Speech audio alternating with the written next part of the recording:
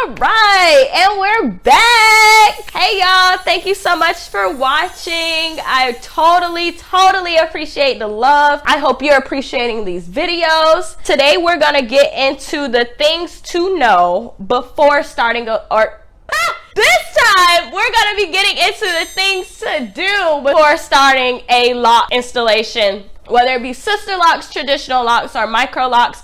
I'm giving you all the tools, all the keys, everything you need to know before committing to actually getting an install done. So one of the first things that you need to do is research. Research. Before you even book a consultation, you should have researched the consultant that you're going to be doing your consultation with.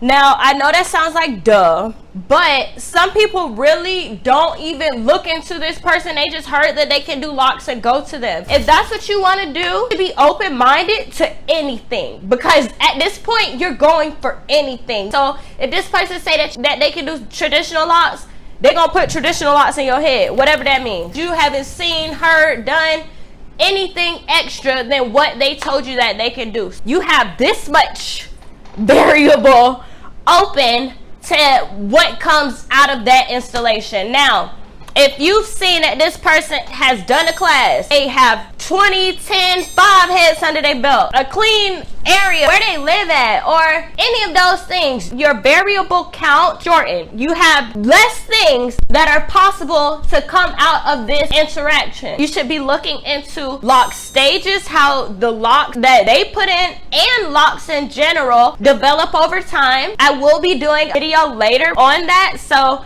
no need to worry. You will have my channel to refer to soon for the different stages that locks go through when locking. Until then, there's plenty of videos out. My page, especially my Instagram at Locswithkayla, I provide the journeys of my clients from day one, the installation, 2 months after they're locked, so that you can see that the locks swell, that they bud, that they're stiff at first, the different things that locks go through when locking. You should also look into lock products. Make sure that you understand what is essential to help locks lock and what is not. I will also be doing a video later on that, but I can just tell you shortly right now, any coconut oils, castor oils, thick oils, jojobas, those are not going to be good for locks. Water soluble products only. Even when going into what you're doing to your hair to prepare for the install, make sure the products that you're using are as natural as possible. There's so many lines now that are into black hair and supposedly paraben sulfate free. Do your research on those. See which one complements your natural hair type. Pricing. See what the average price around is. Compare contrast. Make sure that you know that when you commit to paying someone, that you're okay with what you're paying and that price is reasonable. Check out the average times that it takes to do for your consultant and for other consultants. If you're comfortable with spending 20+ hours for an install, that's cool. Just make sure that you know beforehand that that is what that consultant comes with, or that lock style comes with. If you go into something thinking that it will take little time and it takes a lot of time, that will change the experience of your installation. Sisterlocks, Microlocs, traditional locks, they all take different times. It varies upon the consultant. I would look into this consultant's schedule. If the consultant is like me, as of now, I'm booked 4 or 5 months out until my first available install date. If you already have that in mind, like, damn, this consultant's busy, I don't know when I'll be able to get in, but at least I can save in between, your expectations when coming to the consultation are, once again, the free radicals are much less. You have much less things that you wasn't ready for because you're already prepared. So I would definitely look into their schedule. Like I said, I'm booked 4 or 5 months out until my next install. So you should know with the retightening, when we come and book the install, you should book your retightening. Do as much as you can for yourself so that you're not per se a victim to whatever this consultant comes with. Pricing, time, scheduling, research those. Aside from researching locks, just making sure that you're mentally committed and know what to expect with the locking process. But like my last video that I said, things to know, don't become too set in stone on anything. You always have to be open-minded. Locks are freedom. I'm just saying research so that you know what to come with. Just because you know what to come with doesn't make it an expectation. Having knowledge helps you be more accountable and not so victimized. If you have anything that you have not been able to find on the internet or just through word of mouth that you want to know, that you're still on the fence about when it comes to committing to locks and the process, comment below. Let me know. I will address it for you. I would at least also have a few questions for the consultant. I love when clients come to me with questions. It shows that they've done their research and it helps us build a more partnership, like intertwine ourselves with each other, because you have your own prior knowledge, I have my expertise, and now we build trust. If you just come into it like, I'm here, do whatever, give me what you got, you gonna get whatever you get. So I would just say try and make it to where you guys have a bond. Let's see. I would definitely assess my scalp density. Make sure that you're not going through any transitions. I kind of mentioned this on the things you should know, but things that you can do is just like I'm doing a video right now. Record yourself, go through your scalp, see if it gets like lighter at any points, see if it is thicker at any points, feel what your curls feel like, pull your hair out, stretch it, you know what I'm saying? Have it natural when you're doing all of this, by the way. Just assess your hair, make sure that you know your hair.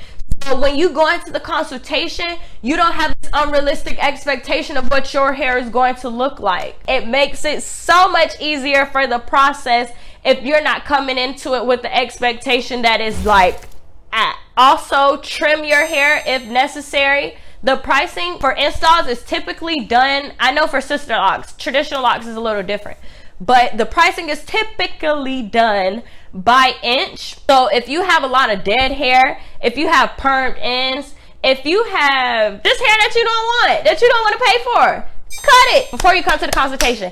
You can do it after you do the consult, but just know that you might have to pay for another consultation because essentially you've come with hair that will not be what you will be having installed. So you can't really be upset that someone would request for you to book another consultation if you were per se unprepared. That's just something to be aware of. Trim your hair if you want to have a desired price or length or look. With that, color your hair before the consultation, before the install. If you're looking to have red hair or just this funky color, do it before the install. The main thing that I be getting, when can I color my hair? When can I color my hair? Please color your hair before. It will be so cute. I love colored hair. And Angie's Knots now does color, and she is bomb with it. I can totally refer you to her. But either way, color your hair before. It's so fun. And once you do your install, you can't color your hair until it's locked. I don't want you just living on the edge, wishing that you could live in your own structural stuff, but you done put these locks in your hair and now you can't do it. So color your hair before. Wash your hair before. I don't know why I have to say this, but some people think that they shouldn't wash their hair before hair appointments. Wash your hair. Don't put no oils in it. Do not come to your consultation with all that grease. Come to the appointment natural. I start at the tips of the hair to lock it. If your hair is greased up, I will never be able to catch it. I know that sounds like, what the hell are you talking about, Kayla? But my consultants know. My locticians know. If your hair is greasy,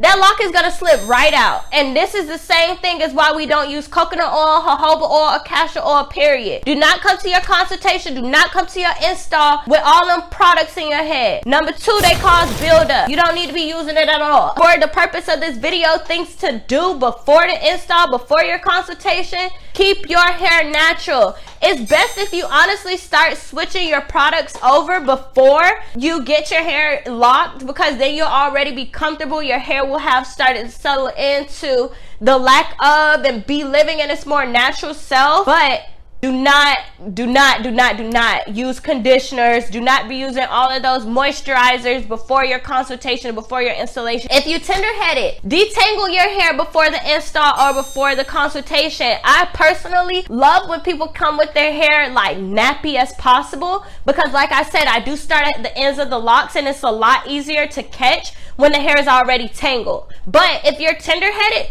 it's not easy to get through the install with you the whole time. And I understand, because I'm tender-headed. So do your due diligence. Do what you have to do to make sure it's an easy situation for everybody. Last but not least, I do recommend for the install, make sure that you have your entertainment situation set up. Make sure that your schedule is available for what you have going on. You would hate for you to waste anyone's time going into a situation knowing that you won't be able to fulfill in that. Have a babysitter, have food for the installation date. If it takes 2-3 days, have food meal prep. If you are able to leave, go get food. It's whatever. Bring a blanket, bring a neck roll in case you fall asleep. But just things to do: remain calm, be peaceful. I cannot say that enough times, how peaceful and how calm locks are. The maintenance, everything that it involves. That's why Rastafarians gear towards this lifestyle. It's not meant to be something that has strain.